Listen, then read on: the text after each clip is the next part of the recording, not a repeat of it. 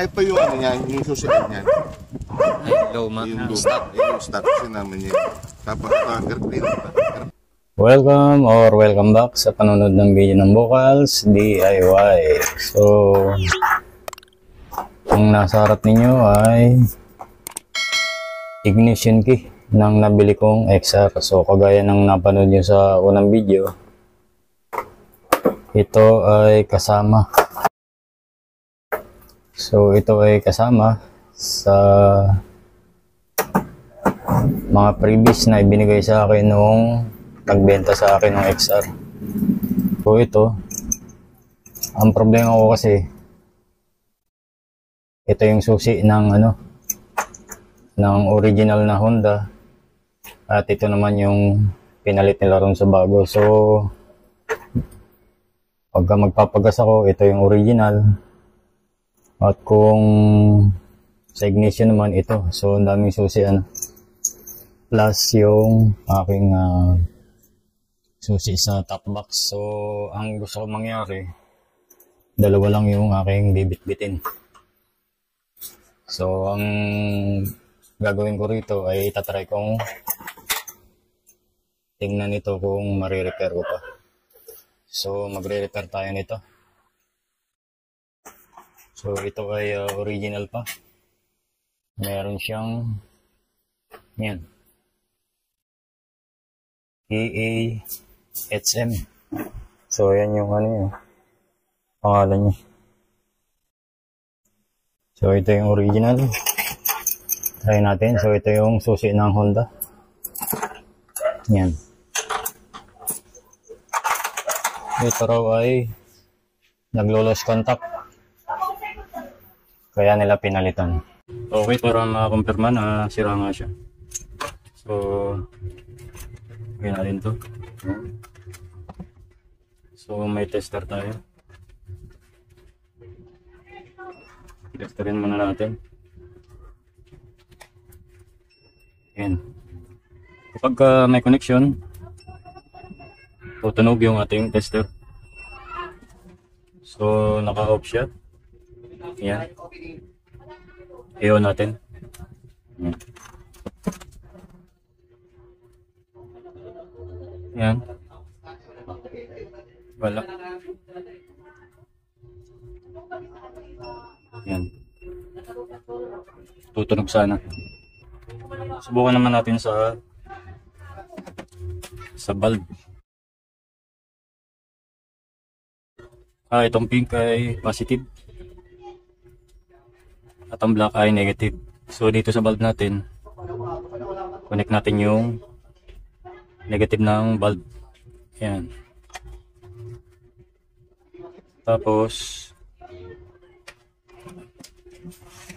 dudugtangan natin to.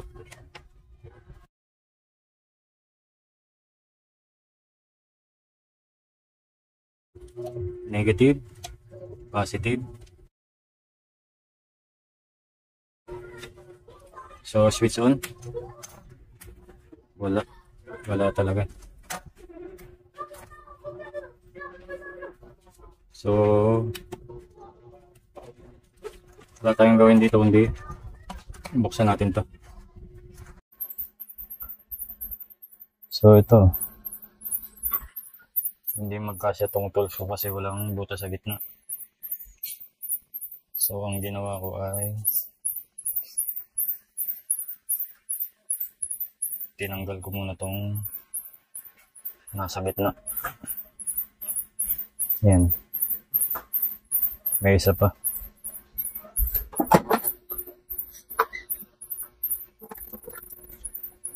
So, gamit ko tong ice pick.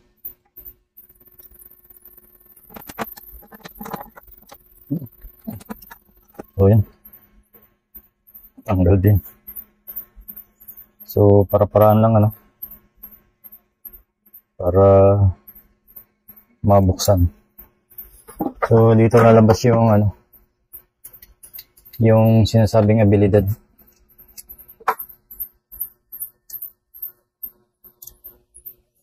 So, pukpukin muna para bumaon.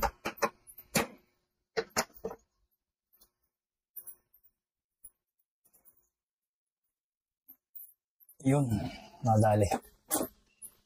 Nadali.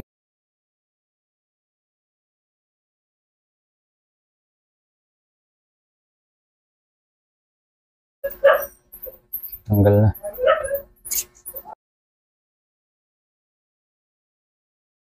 Yan. Sobra sa grasa.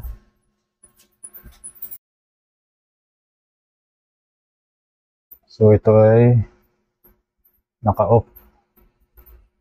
So ganun pala yung off niya. Pag ganun, diretso.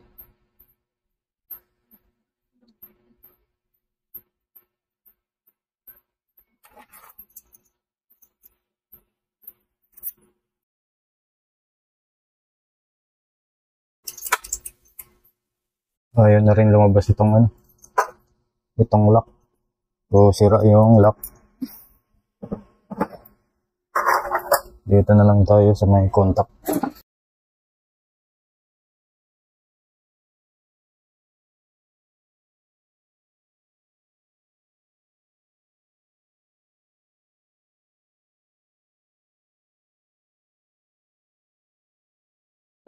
Nakita ko rito ay ito. So ito nasa taas to eh. Siyempre sa init bumaba na yung grasa, nakaganon siya eh. Yan, nakaganon. So bumaba na yung grasa rito at nandito na siya. So ito ay linis lang. Linisin natin ng tissue. So ito yung panlinis natin, tissue.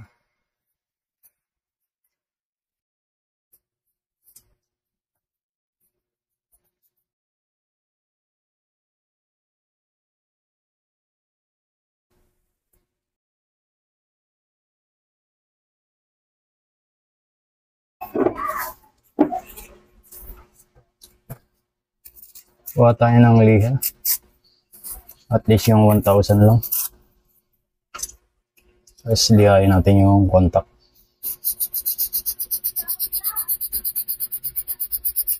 Ayan. Makinis na.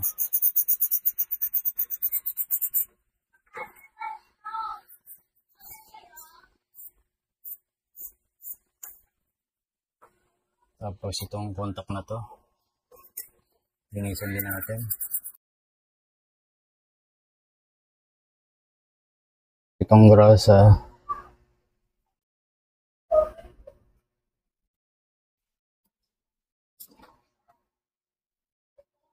di na natin to dadagdagan.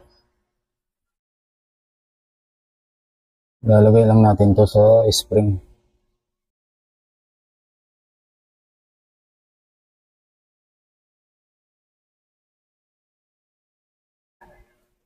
Okay, assemble na natin.